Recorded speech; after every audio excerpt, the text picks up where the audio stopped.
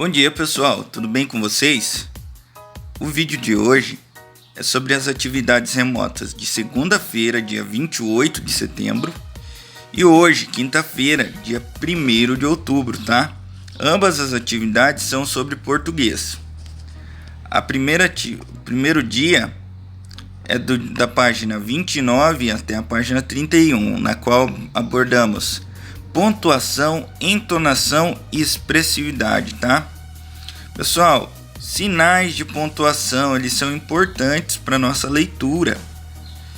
E por meio da leitura a gente consegue nos expressar, a gente consegue fazer montar uma expressividade, né? Expressar um sentimento, uma emoção, certo? Então quando eu falo, eu gostaria de fazer, ou então, cara, vamos lá, vamos fazer.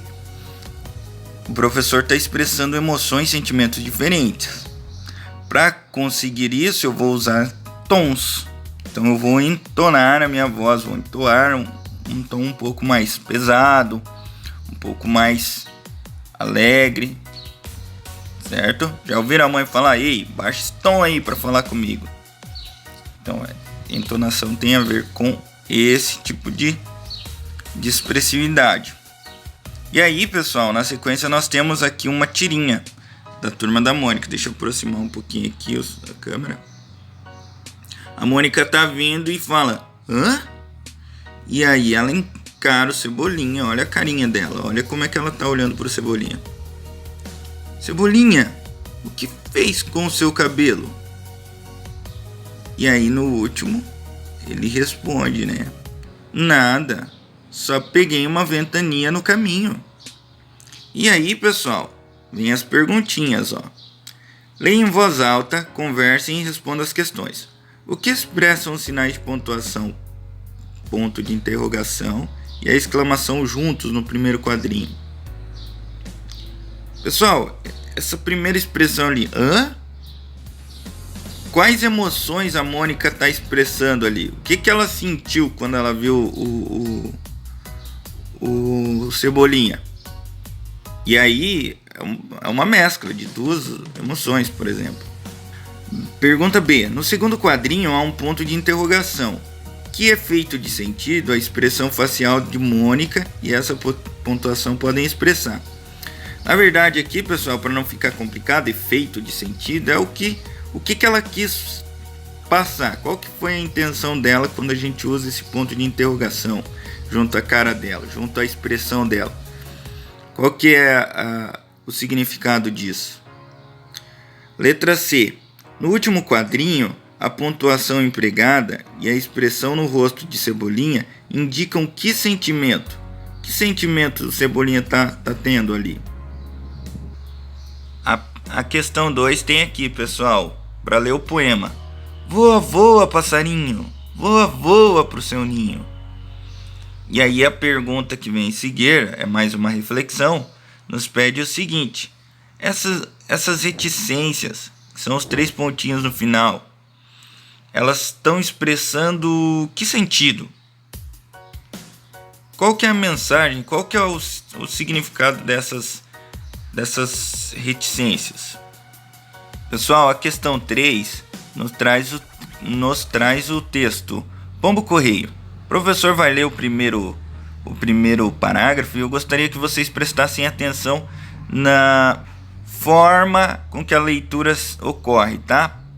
Observando principalmente como que o professor faz quando aparece um sinal de pontuação, tá bom? Pombo Correio. O pombo correio quase sempre volta ao ninho. Como ele consegue fazer isso? Mistério. A ave é submetida a um treinamento durante o qual ela é solta cada vez mais longe do ninho, amarrando-se em um de seus pés uma mensagem que ela levará até a sua casa. E aí, pessoal, veja como que a gente respeita essa pontuação, né? Quando tem vírgula, a gente faz uma pausa. Quando tem ponto de interrogação, a gente faz uma pausa um pouco mais longa. Mas talvez a pausa não seja a melhor forma de identificação. Mas veja, quando uma informação ela está completa, a gente usa o ponto final. Quando a gente quer caracterizar alguma coisa, como por exemplo, quando as coisas acontecem, onde, a gente usa uma vírgula. São exemplos. Então, se a gente parar para pensar ali, como o início do próximo parágrafo. Na antiguidade, os egípcios já utilizavam os pombos correios. Até hoje, em Paris, na França, eles transportam amostras de sangue que chegariam atrasadas por causa do trânsito. Dessa forma, no momento em que a ambulância chega com o ferido ao hospital, já se sabe o grupo sanguíneo do paciente. Veja, professor, a gente acaba isolando a vírgula e o ponto final. A gente acaba fazendo uma pausa porque nesse momento a informação já foi completada. Na antiguidade, ou seja, lá atrás, os egípcios já utilizavam os pombos correios. O professor parou a leitura por quê? Porque essa informação já está completa. Aí, depois da leitura, nós temos as perguntas. Observem os sinais de pontuação que foram destacados acima, as aspas e os parênteses, né? Para que esses sinais foram utilizados no texto? Para que serve o uso deles, pessoal? Questão B. Treinem em voz alta a leitura do texto. Escolham a expressividade a ser dada. Agora, leiam juntos o quadro abaixo. Pessoal, aqui está pedindo para a gente treinar uma certa expressividade na hora da leitura. Não ler tudo de um jeito monótono. Pombo correio quase volta sempre ao ninho. Como ele consegue fazer isso? Mistério, a ave é subir. A gente precisa melhorar um pouquinho essa leitura nossa, né? E aqui, pessoal, na próxima página a gente tem um exercício que é o seguinte. A gente vai olhar para esse texto. Quem criou o biscoito? E a gente vai notar que ele não tem pontuação nenhuma, certo? E aí a gente vai colocar o ponto. Vamos tentar fazer, o professor vai tentar fazer uma leitura e vocês, pela forma que eu leio, conseguem imaginar mais ou menos aonde pode ser a pontuação, tá? Então vamos lá. Os egípcios, um povo da antiguidade, fizeram os primeiros biscoitos com trigo e mel. Eles tinham a forma de animais e de pessoas e eram oferecidos aos deuses em dias de chuva. Séculos depois, os franceses aperfeiçoaram a técnica. Descobriram que assando a massa 2 vezes reduziam a umidade e o produto durava mais tempo. Por isso, a palavra biscoito vem do francês biscuit, que significa assado 2 vezes. E aí, pessoal, a gente vai reescrever aqui embaixo o mesmo texto que está sem pontuação, só que agora colocando pontuação. E tentando colocar, já que a gente viu na página anterior aqui o uso das aspas, aqui ó, quando que a gente usa aspas e quando a gente usa o parênteses, a gente vai acrescentar esses 2 sinais de pontuação também.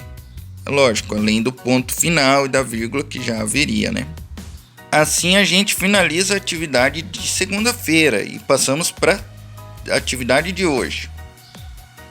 A atividade de hoje, pessoal, 1º de outubro, é uma atividade focada na produção de texto, tá bom? E aí a gente vai usar como base o poema. Na verdade não é um poema, é uma letra de música, Quero, de Thomas Roth, né? Ela diz o seguinte: quero ver o sol atrás do muro, quero um refúgio que seja seguro, uma nuvem branca sem pó nem fumaça, quero um mundo feito sem porta ou vidraça, quero uma estrada que leve à verdade, quero a floresta em lugar de cidade, uma estrela pura de ar respirável, quero um lago limpo de água potável. Quero voar de mãos dadas com você, ganhar o espaço em bolhas de sabão, escorregar pelas cachoeiras, pintar o mundo de arco-íris. Quero rodar nas asas do girassol, fazer cristais com gotas de orvalho, cobrir de folhas campos de aço, beijar de leve a face da lua. E aí, pessoal, olha lá, esse é um poema é uma letra de canção cuja leitura precisaria expressar alguma emoção, algum sentimento. O professor tentou fazer uma leitura aqui um pouco mais expressiva, tá? E aí a gente começa a planejar a nossa produção, que a gente vai produzir um texto também, um poema. E aí a gente vai observar, primeiro a gente vai tentar entender esse poema, né? Por exemplo, o autor ele usou algumas expressões: asas do girassol, campos de aço, nuvem branca sem pó, beijar de leve a face da lua, que são expressões figurativas. Realmente não, girassol não tem asas, mas o que a gente entende, o que a gente pensa quando a gente lê algo assim? Porque é uma linguagem subjetiva, comum ao texto que a gente vai produzir. E aí na sequência ele fala assim: o poema que a gente vai escrever vai começar com quero, assim como o dele ali. E aí a gente já pode fazer uma lista daquilo que a gente quer. O que a gente quer para o nosso mundo ou para a gente? Seguindo aqui no próximo passo, né? Pois esse será o assunto do nosso poema. E aí a gente pode fazer uma lista: quero acabar com a fome do mundo, quero que todas as pessoas sejam felizes, e assim por diante. E aí vocês podem conversar com os familiares e tentar fazer algumas imagens, provocar algumas imagens. Quero que as pessoas brinquem na água dos lagos com toda a segurança. E aí quando você diz isso, você cria uma imagem na cabeça de quem está lendo, né? Pessoas brincando e tal. Para quem vocês querem escrever? Apenas para os colegas? Para pessoas de várias idades? A gente tem que pensar nisso quando a gente vai escrever um texto, né? Para usar uma linguagem mais adequada. E aí vem depois a escrita, tá? Aí ali é o planejamento.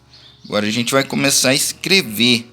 Então a gente pode usar rima, a gente pode usar verso, a gente pode usar ritmo, ó, que nem o texto aqui, ó. Esse conjunto aqui, por exemplo, é uma estrofe, é o que a gente chama de estrofe. Cada linha é um verso, então a gente tem que separar o nosso texto dessa forma também. Posso ter rima, ó lá: quero ver um sol atrás do muro, quero um refúgio que seja seguro, ó, rima, muro, seguro. E aí depois a gente vai revisar o nosso texto, ver como que ele vai ficar. Tem que reler, ver se não escreveu nenhuma palavra de forma equivocada, ver se dá para trocar, se a leitura ficou boa.